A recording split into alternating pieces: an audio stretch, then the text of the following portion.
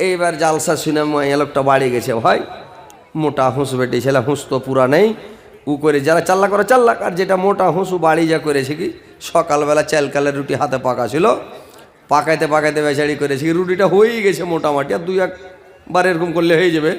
এইবার তখন আর স্বামী ঘর থেকে হাঁক মারছে, এরে আর মা কুণ্ঠে আছিত রে আর মা, ইয়ার মা করেছে কি রুটিটা খোলাতে ফেলবে কি, মুলবির কথা মনে আছে, যেটাই কাজ তো আমার হাতে থাকবে কাজটাকে ফেলে দিয়ে দৌড়িয়ে যাইও, খোলাতে রুটি ফেলবে কি আখাতে ফেলে দিয়ে দৌড়ালছে।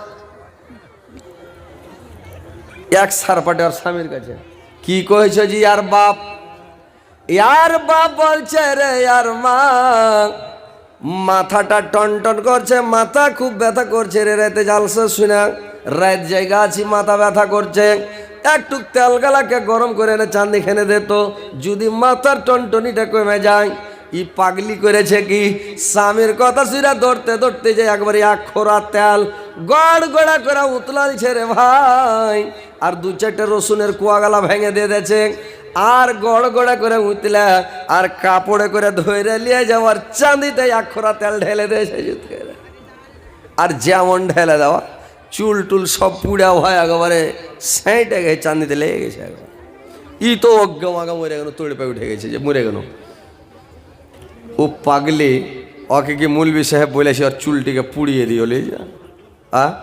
জালসা শুনছো মন দিয়ে শুনো, ধ্যান দিয়ে শুনো, কিন্তু মৌলভী সাহেব তো বলেনি যে চুলটিকে পুড়িয়ে দিও, তেল একটু গরম করে লোক দিয়ে দেখো, চামড়াতে দিয়ে দেখো, সহিতে পারলে চাঁদিতে দাও, না সহিতে না পারলে দিও না, তার মানে গরম আছে। তো এরকম তো আপনারা ওয়াজ শুনবেন, শুনেন কম, আমল করেন বেশি করে। যখনই কোরআন হাদিসের কথা শুনবেন, জালসা জুলুস শুনবেন, জুমাতে খুতবা শুনবেন, শুনেন কম করে, আমল করেন বেশি করে। চেষ্টা করেন আমি আমল করব, বুঝতে পারছেন? সব সময় চেষ্টা করবেন হাদিসকে মেনে চলার, নবীর অনুকরণ করে চলার, নবীর অনুসরণ করে চলার।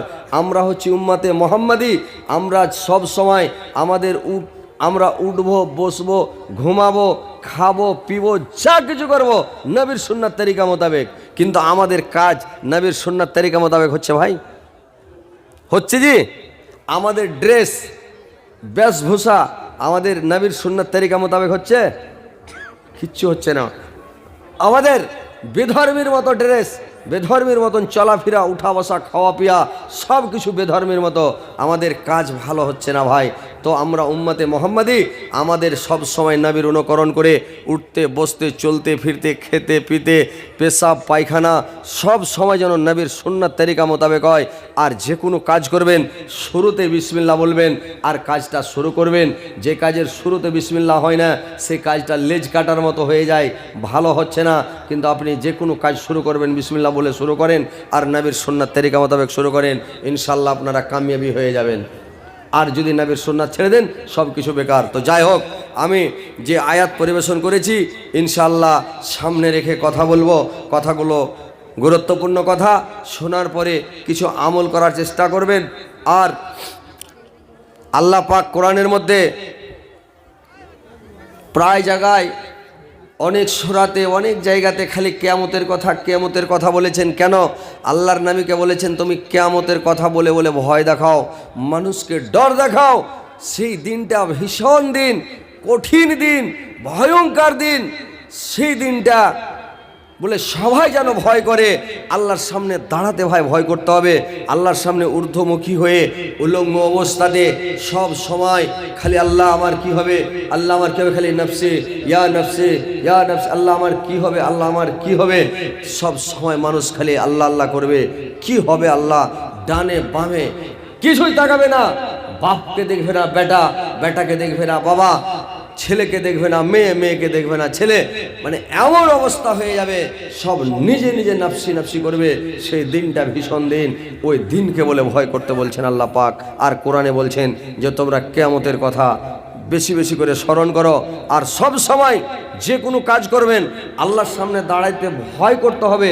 আল্লাহ পাক অন্য জায়গায় কোরআনের মধ্যে বলছেন ওয়ালিমান খাফা মাকামা রাব্বিহি জান্নাতান, যে ব্যক্তি কিয়ামতের দিন আল্লাহর সামনে দাঁড়াতে ভয় পেয়েছে, তার জন্য দুটি বাগান রয়েছে। সব সময় যে কোনো কাজ করবেন যদি আল্লাহকে বলে ভয় করেন, আপনার দ্বারাই অন্যায় হবে না, আপনার দ্বারাই মিথ্যা কথা বের হবে না, আপনার দ্বারাই ফহুশ কথা মুখ দিয়ে বের হবে না, অকুত্ত ভাষায় গালাগালি করবেন না। আপনি যে কোনো কাজ করবেন শরীয়ত মোতাবেক, সুন্নাত মোতাবেক কাজ হবে যদি আল্লাহকে সব সময় স্মরণ করেন, ভয় রাখেন।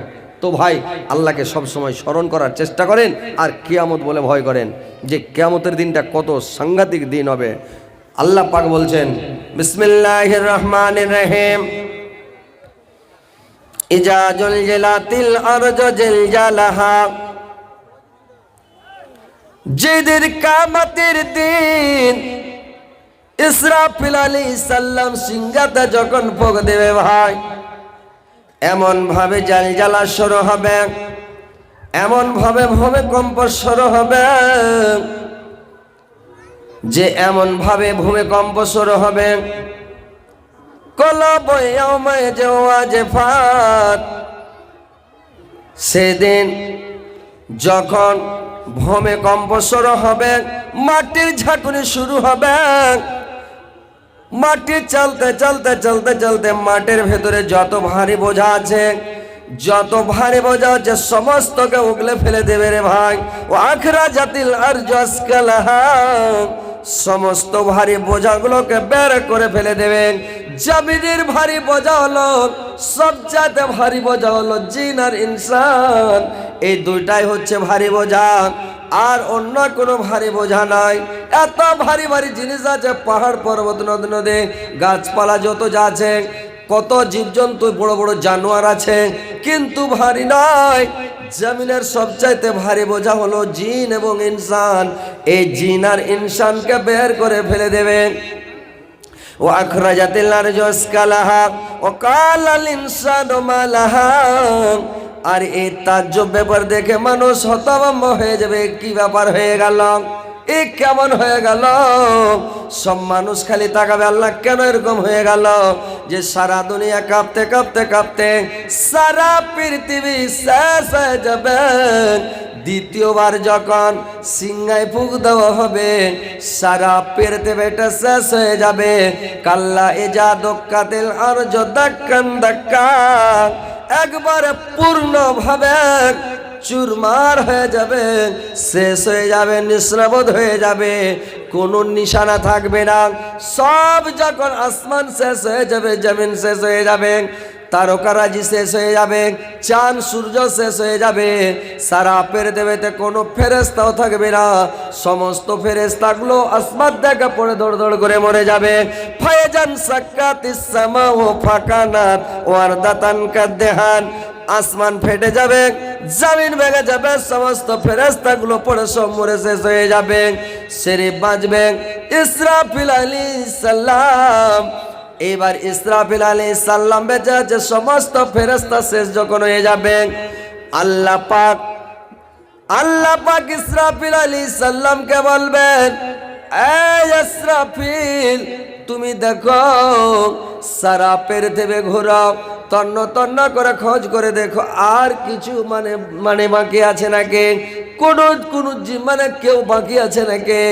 মরতে কেউ যদি বাকি থাকে দেখো, কেউ বাকি থাকবে না, তুমি দেখে নাও। চতুর্দিক ঘুরবে, দেখবে আর পৃথিবীতে কেউ বাকি নাই, সব মরে শেষ হয়ে গেছে। এবার ইসরাফিল আলাইহিস সালাম আল্লাহ পাককে বলবে, রে আল্লাহ আর পৃথিবীতে কেউ নাই আল্লাহ, শুধুমাত্র আপনি আছেন আর আমি আছে, দুইজন ছাড়া আর পৃথিবীতে কেউ নাই আল্লাহ। খুশির চোটে বলছে, আল্লাহ সবকে শেষ করে দিয়েছি, আর কেউ নাই, আপনি আর আমি বেঁচে আছি। আল্লাহ বলবেন, না আছে কেউ দেখো, বলবে না আল্লাহ আমি চেক করলাম নাই।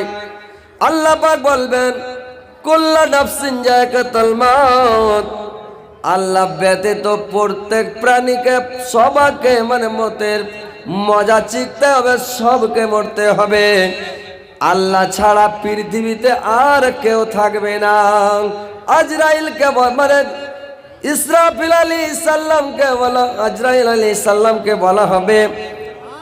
এবার আজরাইল আলাইহিস সালাম যে মালাকুল মউত, এবার মালাকুল মউতকে বলা হবে যে মালাকুল মউত, সারা পৃথিবীর জান তুমি কবজ করেছ, সারা দুনিয়ার জান তুমি কবজ করেছ, এবার তোমার জানটা তুমি নিজে কবজ করে দাও, তোমার জানটা তুমি দিয়ে দাও। এবার আজরাইল করবে কে? যে তখন হযরত আজরাইল আলাইহিস সালাম এমন জোর কেঁপে উঠবে, এমন জোর থতমতে উঠবে যে সুবহানাল্লাহ, আমি যদি আগে জানতাম আল্লাহ যে আমাকে নিজের হাতে মরতে হবে, তো তাহলে আমি কিন্তু এই কাজটা নিতাম না। এবার করবে কে? হযরত আজরাইল আলাইহিস সালামকে মালাকুল মউতকে নিজের জানটা নিজে কবজ করে দিতে হবে। তারপরে পৃথিবীতে আর কেউ নাই। আল্লাহ কোরআনের মধ্যে বললেন কুল্লু মান আলাইহা ফান ওয়া ইয়াবকা ওয়াজহু রাব্বিকা যুল জালালি ওয়াল ইকরাম। যিনি মহিমাময় গভীর জমায় যিনি সত্তা, আল্লাহ ব্যতীত পৃথিবীর বুকে আর কেউ থাকবে না ভাই। সব প্রাণী শেষ হয়ে যাবে, সমস্ত মাখলুক মরে শেষ হয়ে যাবে, ভূত হয়ে যাবে, কিছুই থাকবে না। এবার অনেক দিন এরকম থেকে যাবে ভাই, সারা পৃথিবী ওয়ারাবাদী হয়ে থেকে যাবে। আল্লাহ পাক বলবেন, কই তোমরা যারা অহংকার করেছিলে, ফখর করেছিলে, তাকাব্বুরি করেছিলে, রিয়াকারি করেছিলে, পৃথিবীতে বলতে এটা আমার, ওটা আমার, এই রাজ্য আমার, রাজত্ব আমার, বাদশাহী আমার, এই জমিদারি আমার, এই আমার, ওই আমার, তোমার কই কার কি আছে পৃথিবীতে? কারোর তো কিছু নাই, সব ধ্বংস হয়ে গেছে, সব শেষ হয়ে গেছে। তোমরা কি নিয়ে আছো বলো? এইবার আজকে তো রাজত্ব কারোর চলবে না, শুধুমাত্র রাজত্ব চলবে আল্লাহর। ইয়াউমা লা তামলাকু নাফসুন লিনাফসিন শাইআ ওয়াল আমরু ইয়াউমাইযিন লিল্লাহ। কিয়ামতের দিন কারোর রাজত্ব চলবে না, কারোর মালিকানা চলবে না। সেদিন শুধুমাত্র মালিকানা চলবে একমাত্র আল্লাহর। সেদিন মায়ের লোক আগে খালি আছে, ওভার রোড পার হয়ে গেছে, তো মা বোনকে আগে বসতে সাইডে সাইডে বসতে পারে। মায়েরা বোনেরা আমার, তোমরা একটু সেটে চেপে একটু বসো। বারবার বলবো জালসা করতে করতে এটা ডিস্টার্ব হচ্ছে, তো আপনারা একটু চেপে কষ্ট করে বসেন। নানিরা আমার একটু কষ্ট করো, খালি চেপে বসো। পিছন দিকে আমার বোনেরা, আমার খালারা দাঁড়িয়ে আছে, জায়গা পাচ্ছে না। আর আপনারাও একটু চেপে চেপে বসেন না যে ভাই, আপনারা যে দাঁড়িয়ে আছেন, কেমন কথা। জায়গা আছে ইনশাল্লাহ, একটু করে ভিতরে এসে ঢুকে যান।